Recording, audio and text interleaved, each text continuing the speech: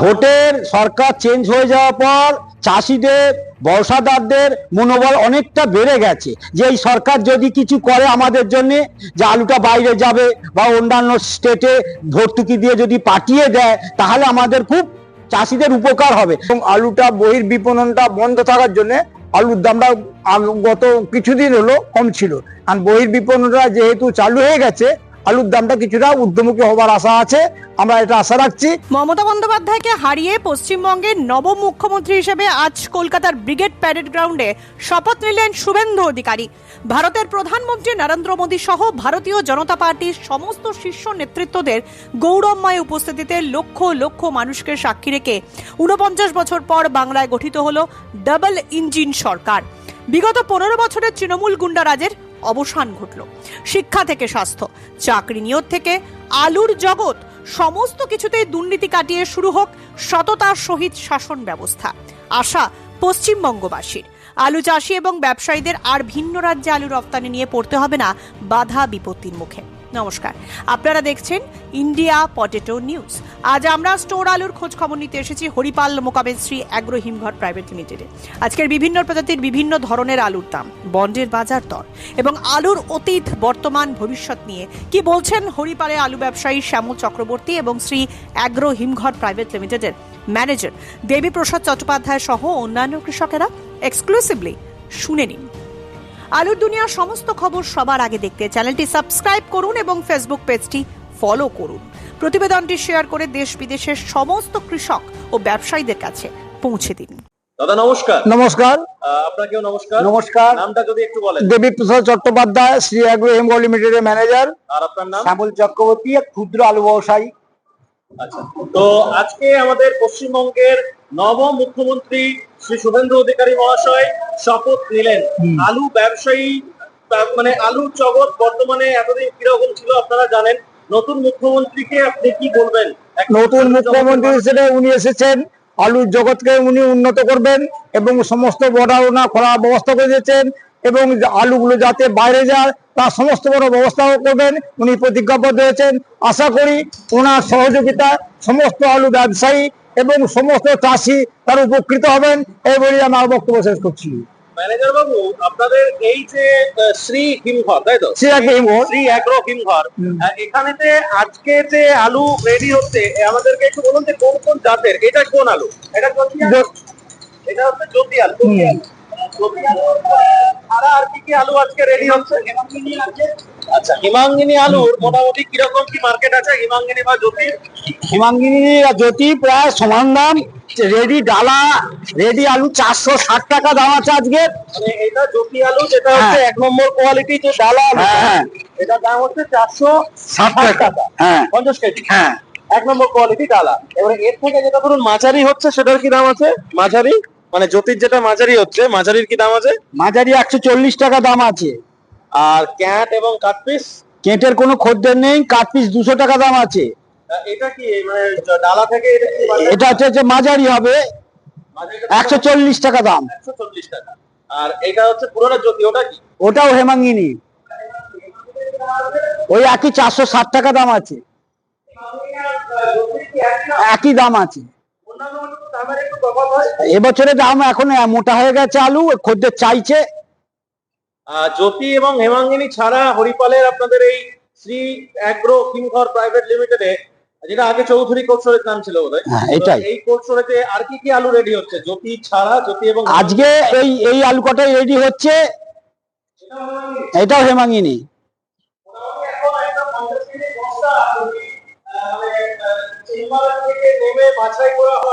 ডালা করলে মোটামুটি কতটা বাদ যাচ্ছে বা কোনটা কতটা বেরোচ্ছে মোটামুটি অ্যাপ্রক্স এখন হচ্ছে 100 খানা আলু ঢাললে 85 খানা সাইজ আলু হচ্ছে, 7 খানা মাঝারি হচ্ছে, 4-5 খানা দাগি হচ্ছে, 1 খানা পচা হচ্ছে। এর মধ্যে ধরুন যেগুলো বিরিয়ানির আলু, মানে এগুলো যেগুলো গোল্ডান আলু, বড় বড় আলু, এগুলো কি ডালাতেই থাকছে না এগুলো আলাদা হয়ে? ওইগুলো আলাদা করা হয় আলু শেপ করার জন্য, আলুটা সাইজ আনার জন্য ওইগুলো আলাদা দামে বিক্রি হয়। ওটা কিরকম দামে বিক্রি হয়? 50 টাকা বাটা আছে। মানে যেটা ডালা দাম তার থেকে 50 টাকা বাটা আছে মোলা। মানে বাটা বলতে 50 টাকা বেশি। বেশি। 460 টাকা মানে 10 টাকা, হ্যাঁ। ওটা বিরিয়ানির আলু হিসেবে হ্যাঁ। কলকাতা বা শহরতলিতে যায়। আপনাদের এই হরিপাল মোকামে এবছর কতগুলো স্টোরে লোড হয়েছিল? 16খানা স্টোরে লোড হয়েছিল। তার মধ্যে আজ পর্যন্ত কতগুলো স্টোরে আনলোডিং শুরু হয়ে গেছে? মোটামুটি 5টা। কোন কোনগুলো যদি একটু মাতঙ্গিনী, চৌধুরী, আর মানে এটা তারকনাথ, মহাদেব, বাসদেবপুর, এই 5টাতে মোটামুটি আনলোডিং স্টার্ট হয়ে গেছে। হয়ে গেছে। হরদেব সিং সাংঘার এস মার্কা ও সুখজিৎ সিং ভাট্টির বি মার্কা আলু বীজ বিক্রয়ের বিশ্বস্ত প্রতিষ্ঠান ঘোষাল এগ্রিকালচার এন্টারপ্রাইজ। দীর্ঘ 1 দশকেরও বেশি সময় ধরে প্রতিটি কৃষকের বিশ্বাসের আরেক নাম ঘোষাল এগ্রিকালচার এন্টারপ্রাইজ। খুচরো ও পাইকারি বীজ বিক্রয় করা হয়। প্রযত্নে শম্ভুনাথ ঘোষাল। আমাদের 2টি কাউন্টার আছে।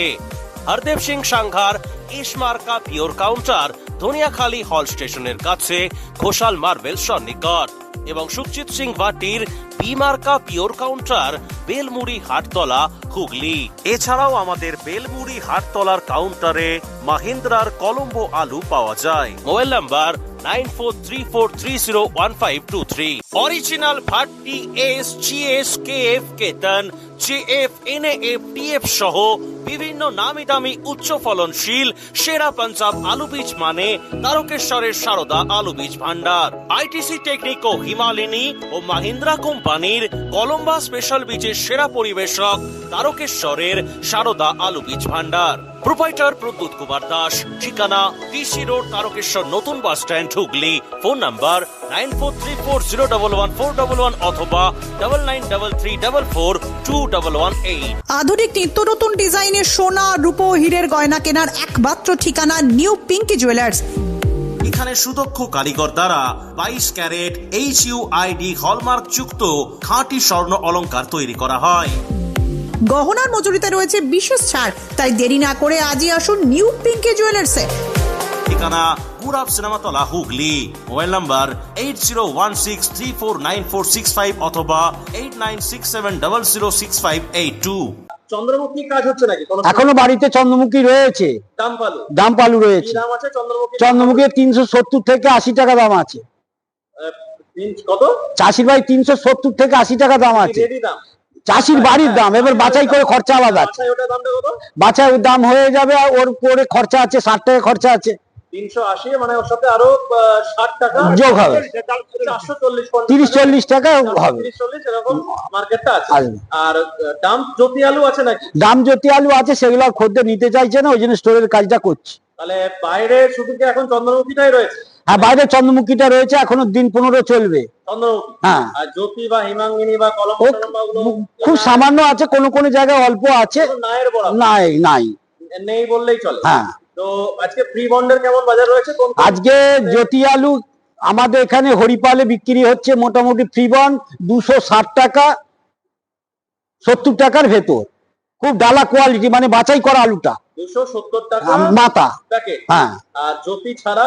জ্যোতি ছাড়া আজকে জ্যোতি, হেমাঙ্গিনী এগুলোই বেড়ে, চন্দ্রমুখী বেড়ে একই দাম। হ্যাঁ, সেম দাম। আর মোটামুটি মার্কেট ভোটের রেজাল্ট বেরোনোর পর বা খোলার পর থেকে আজকে যা মার্কেট টেন্ডেন্সি কি হচ্ছে না? ভোটের সরকার চেঞ্জ হয়ে যাওয়ার পর চাষিদের, ব্যবসাদারদের মনোবল অনেকটা বেড়ে গেছে, যে এই সরকার যদি কিছু করে আমাদের জন্য, যে আলুটা বাইরে যাবে বা অন্যান্য স্টেটে ভর্তুকি দিয়ে যদি পাঠিয়ে দেয়, তাহলে আমাদের খুব চাষিদের উপকার হবে। নাহলে এই চাষিরা এই দামে কি করে তার সংসার চালাবে? কিভাবে চালাতে পারে না তারা। এই 250 টাকা কি 270 টাকা ঢোকাতে খরচা লেগেছে, 60 টাকা 70 টাকা খরচা লেগেছে, তাহলে হাতে পাচ্ছে কত? 200 টাকা। 200 টাকা দিয়ে তার সংসার কিভাবে চলবে? চলার মতন কোনো কথা নেই। যদি সরকার বাহাদুর মনে করে যে আমরা এই আলুটাকে বাইরে রাজ্যে ভর্তুকি দিয়ে যে কোনো মূল্যে পাঠাতে পারলে, তাহলে এই হুগলি জেলা, পশ্চিমবঙ্গের মধ্যে চাষিগুলো উপকৃত হবে। আচ্ছা, ধরুন আমরা দেখেছি বিগত যে সরকার ছিল বা যে শাসক দল ছিল, তারা আলুর উপর বিভিন্ন রকম মানে অত্যাচার, সো কল্ড অত্যাচার চালিয়েছে। সেই সমস্ত অত্যাচার গুলো যাতে না হয়, মানে এবং যাতে সমস্ত কিছু ঠিকঠাক থাকে, সেটা চাষের ক্ষেত্রে হোক, সেটা ব্যবসার ক্ষেত্রে হোক। আপনি হরিপাল মোকামের একজন ব্যবসায়ী হিসেবে আপনি ব্যক্তিগতভাবে কোন কোন দাবিগুলো রাখবেন? আমার প্রথম দাবি থাকবে যেন আলুটা বাইরে যায়, বাইরের মোকামে পাঠায়, বহির রাজ্যে যেন পাঠায়। সরকার ভর্তুকি দিয়ে হোক, ট্রেনে করে হোক, মেলে করে হোক, ট্রেনে করে যে কোনো মূল্যে গাড়ি করে হোক, হ্যাঁ, আলুটা যেন বাইরের রাজ্যে যায়। আপনি কিছুক্ষণ আগে চক্রবর্তীবাবু বললেন যে ভোটের রেজাল্ট বেরোনোর পর বা ভোটের যে ফলাফল প্রকাশ হয়েছে এইটার ফলে মানুষের সেন্টিমেন্ট একটু বেড়েছে, একটু ঠিক হয়েছে, মানে যেটা আশাবাদী হয়েছে চাষি, যাতে এই সরকার, নতুন সরকার কিছু একটা করে দেখায়। মানে এত লোড হওয়া সত্ত্বেও একটা চাষির মনে আশা জেগেছে। মাঝখানে র্যাক ছিল, 10-12টা র্যাক লোড হয়েছে, তাতে করে চাষি একটু গরম হয়েছে। তারপরে সরকার চেঞ্জ হয়ে গেছে, তাতে সবাই চাষিরা উপকৃত হয়েছে। দেখুন, আলুর দাম এটা অবশ্যই চাহিদা এবং যোগানের উপর নির্ভর করে। আজকে ধরুন পশ্চিমবঙ্গে এই নতুন সরকার আজকে ধরুন গড়ছে বা গড়তে চলেছে। এর আগে ধরুন এই সরকার মানে বিজেপি সরকার ধরুন যে রাজ্যগুলোতে ছিল সেই রাজ্যগুলোতে আজকেও এখন কিন্তু সেখানেও কিন্তু আলুর দাম কম, ওটা রাজ্য জুড়ে। এটা অবশ্যই চাহিদা এবং যোগানের উপর নির্ভর করে। এইটা তো আপনি মানেন যে বছর আমাদের এখানে বেঙ্গলে ধরুন 35 টাকা বা 40 টাকা কেজি আলুর দাম ছিল, ওখানে তো 45-50 টাকা কেজিও বিক্রি হচ্ছে। সেখানে তো বর্ডার বন্ধ হয় না, বর্ডার বন্ধ হয় না। আমাদের প্রাক্তন সরকার যারা বাহাদুর ছিল তারা নিজেরাই গিয়ে বর্ডারে আটকেছে, আলু নিজেরা গিয়ে বর্ডার আটকেছে। তাহলে আলুটা যাবে কি করে? পার্শ্ববর্তী জেলা রাজ্যগুলোতে আলু খায়, আমাদের আলুটার উপর নির্ভরশীল, তাদের ঘরে আলু দেওয়া হয়নি কেন? আলুর দাম আমাদের কলকাতার লোক খেতে পাবে না, সেই জন্য আলু বর্ডার সিল করে দিয়েছে। বর্ডার সিল করার ফলে আলু যেখানে আলু সেখানেই থেকে গেছে। তো আলুর আগামী মার্কেট, আগামী দিন সম্পর্কে কি ভাবছেন? কি বার্তা দেবেন চাষিদের বা ব্যবসাদারদের? সরকার, আমাদের প্রধানমন্ত্রী, নতুন মুখ্যমন্ত্রী, এরা সবাই কথা দিয়েছে যে আলুটা নিয়ে ভাববে, পশ্চিমবাংলা শিল্প নিয়ে ভাববে। চাপাডাঙ্গায় উন্নত মানের পাঞ্জাব আলু বীজের একমাত্র ঠিকানা তারকনাথ আলু ভান্ডার। সংঘা, ভট্টি, খালসা, কপুর, করণ, কিষান সহ পাঞ্জাবের নানা নামি দামি কোম্পানির আলু বীজের বিশ্বস্ত প্রতিষ্ঠান তারকনাথ আলু ভান্ডার। আমাদের ঠিকানা College Road, Chapadanga, Hooghly. Proprietor Taraknath Nag ও মহারাজ নাগ। Phone number 9883465765। চ্যাটার্জি বাবু, আপনিও চ্যাটার্জি, আমিও চ্যাটার্জি। তো আমাদের আপনাদের যে এই যে স্টোর, এটা আগে চৌধুরী কোল্ড স্টোরেজ নামে পরিচিত ছিল, এখন এটা হচ্ছে প্রাইভেট লিমিটেড। তো এই যে স্টোর, এই স্টোরের মোটামুটি ক্যাপাসিটি কত? অ্যাপ্রক্স 2,68,629 প্যাকেট ক্যাপাসিটি, না এটা লোড হয়েছে ক্যাপাসিটি। আর এবারে মোটামুটি কত লোড হয়েছে? কিছু বেশি হয়েছে, সামান্য যা ক্যাপাসিটি সামথিং বেশি হয়েছে। তো মোটামুটি কবে থেকে স্টোর খুললো আপনাদের এই স্টোরটা? আমাদের গত বৃহস্পতিবার থেকে আমাদের স্টোর খুলেছে, ঠিক আছে। এবার সেইভাবে আলু বার হচ্ছে। এবার প্রথম দিন আপনার 1300 বেরিয়েছিল, তারপর 1100, আজকে 1500 মতো আলু বেরিয়েছে। আচ্ছা, মানে বৃহস্পতি, শুক্র, আজকে শনি, এই 3 দিন বেরোচ্ছে। এবং আলুটা বহির বিপণনটা বন্ধ থাকার জন্য আলুর দামটা গত কিছুদিন হলো কম ছিল, কারণ বহির বিপণনটা যেহেতু চালু হয়ে গেছে, আলুর দামটা কিছুটা ঊর্ধ্বমুখী হবার আশা আছে। আমরা এটা আশা রাখছি এবং পরবর্তী পর্যায়ে ভালো হবে। এবং বর্ডার গুলো খুলে দেওয়ার জন্য আলুগুলো বাইরে যেতে পারবে, বাইরে রাজ্যে যেতে পারবে। এখানে পশ্চিমবাংলা অর্থকরী ফসল হচ্ছে আলু। যে আলুটাকে নিয়ে এতদিন ছেলে খেলা হয়েছে, সে ছেলে খেলাটা বন্ধ হয়েছে। আশা করি এটা কিছু উন্নতি হবে এবং উন্নতি হলে চাষিরা, ব্যবসায়ীরা উপকৃত হবে, এটা আমরা আশা করছি। এবং সরকার বাহাদুরদের কাছে আমরা আবেদন করব যাতে পরিস্থিতি ঠিক থাকে, যাতে চাষি এবং ব্যবসায়ীরা বাঁচে এবং বহির বিপণন যাতে চালু থাকে এবং কোনো রকম যেন বাধা সৃষ্টি না হয়, তার জন্য আমরা সরকার বাহাদুরের কাছে আবেদন করব, এই আবেদনটা যেন কার্যকরী হয়। তো এই যে ধরুন যে আলুটা এই যে দাদারা বাছাই করছেন, এই আলুটা মানে সবটাই কি এখানকার? মানে ধরুন এই পার্টিকুলার এই স্টোরে আজকে কত প্যাকেট বেরিয়েছে বললেন? 1523 প্যাকেট। 1523 প্যাকেট। তো এই স্টোরের যে আলুটাই আজকে ধরুন নিকাশি হচ্ছে, এটা কি সবটাই কি কলকাতার জন্য? সবটাই কলকাতা? এখন আপাতত কলকাতার জন্য হচ্ছে। এবার পরবর্তী পর্যায়ে বাইরে যাওয়ার পজিশন হলে তখন আবার বাইরে যাবে। আর এই মাঝারি গুলো, এগুলো কলকাতার, ঝাড়খণ্ড, বিহার। মানে এগুলো ঝাড়খণ্ড, মানে ঝাড়খণ্ডের কাজ কি অল্প হয় নাকি এখানে? এখানে অল্প মাঝারি গুলোই যায়। আর আপনি মার্কেট নিয়ে কি ভাবছেন আলুর আগামী দিন সম্পর্কে? আগামী দিনে মার্কেট যেহেতু মানে বর্ডার গুলো খুলে দেওয়া হয়েছে এবং বহির বিপণনটা চালু হয়ে গেছে, আগামী দিনে আশা করছি মার্কেটটা কিছু উন্নতি হবে। মানে এই আশাটা কিন্তু সবাই আছে, তাহলে এখন ধরুন তাই বলে তো আর আলুটা কি ধরে রেখে দেওয়াটা তো ঠিক নয়। না না, আলুটা গতানুগতিক ভাবে বেরিয়ে যেতে হবে, কারণ আলুটা অত্যাধিক লোড আছে। সেই জন্য কোনো চাষি ব্যবসায়ীদের উচিত নয় যে আলুটাকে স্টক করে রেখে দেওয়া। যেমন গতানুগতিক ভাবে সিস্টেম অনুযায়ী যেমন লোড আছে তেমন ভাগ করে নিয়ে মাসে মাসে ডিসেম্বরের মধ্যে বার করে বেরিয়ে যাওয়া উচিত। আমাদের চক্রবর্তী বাবু বললেন, চক্রবর্তীদা বললেন যে আপনাদের এখানে মানে হরিপাল টোটাল হরিপাল থানা অন্তর্ভুক্ত যা এরিয়া রয়েছে ডাম্পালু প্রায় শেষের পথে, চন্দ্রমুখী সামান্য কিছু চন্দ্রমুখী কিছু আছে, আর এমনি জ্যোতিপতি আলু ম্যাক্সিমাম শেষ হয়ে গেছে, এবং যেগুলো আছে সেগুলো অবস্থা ভালো নয়, সেগুলো কোনো খরিদ্দার নিতে চাইছে না। আপনার এই স্টোরে কোন কোন জাতের আলু বেশি লোড হয়েছে? এখানে জ্যোতি, চন্দ্রমুখী, কলম্বো আর S1 পোগরাজ। এগুলো কৃষকের আলুটা বেশি লোড আছে না ব্যবসাদার? কৃষকের আলু আমাদের এখানে যা লোড হয় সবটাই কৃষকের লোড হয়, কোনো ব্যবসাদার এখানে কিছু নেই। তাহলে ধরুন আমরা দেখে থাকি যে চাষিদের মধ্যে আলু মানে চাষিদের মধ্যে একটা জিনিস প্রবণতা থাকে যে ধরুন ব্যবসাদারের হাতে আলু থাকলে কি করে, ব্যবসাদার ধাপে ধাপে আলুটা বিক্রি করতে থাকে, মার্কেট যেমনই থাকে। চাষিদের মধ্যে একটা প্রবণতা দেখতে পাওয়া যায় যে তারা আলুটা একবারে ধরে রেখে দিতে চেষ্টা করে, পরে দেখা যায় মার্কেটটা হুড়মুড়িয়ে পড়ে যায়। সেই ক্ষেত্রে এবছরে শুধু আপনার স্টোর বলে নয় বা আপনাদের স্টোর বলে নয়, রাজ্যের অধিকাংশ স্টোরে বা টোটাল রাজ্য জুড়েই কিন্তু চাষি লোডটা বেশি হয়েছে। আচ্ছা, মাঠে দামটা কম ছিল। এবার বলছি, কি বলবেন? আচ্ছা এখন আলু চাষ করতে বিঘেতে 30 থেকে 35 হাজার খরচা হয়েছে। যেহেতু আলুটার দাম কম আছে 260 টাকা, মানে 26,000 টাকা বিঘেতে আসছে, 9,000 টাকা মাইনাস আছে। তো আশা মরে চাষা একটা আমাদের বাংলা ভাষায় আছে, তো সেই জন্য চাষিরা আশা করে বসে আছে যদি আমাদের খরচা করা টাকাটা আমরা ফিরে পাই, তার জন্য তারা বুক বেঁধে বসে থাকে।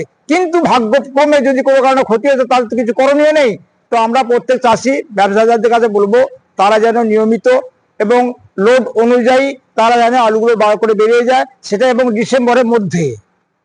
বর্তমান সময় থেকে 15-20 বছর আগে পিছিয়ে গেলে এটা হিসেব বলছে, চাষিরা বলছে, ব্যবসাদারেরা বলছে যে এই যে আপনি কিছুক্ষণ আগে বললেন যে চাষের খরচ এখন প্রায় 35,000 টাকা, জ্যোতি আলু বা অন্যান্য হাইব্রিড জাতের আলু, এই খরচটা বেশ কম ছিল আজ থেকে 15-20 বছর আগে।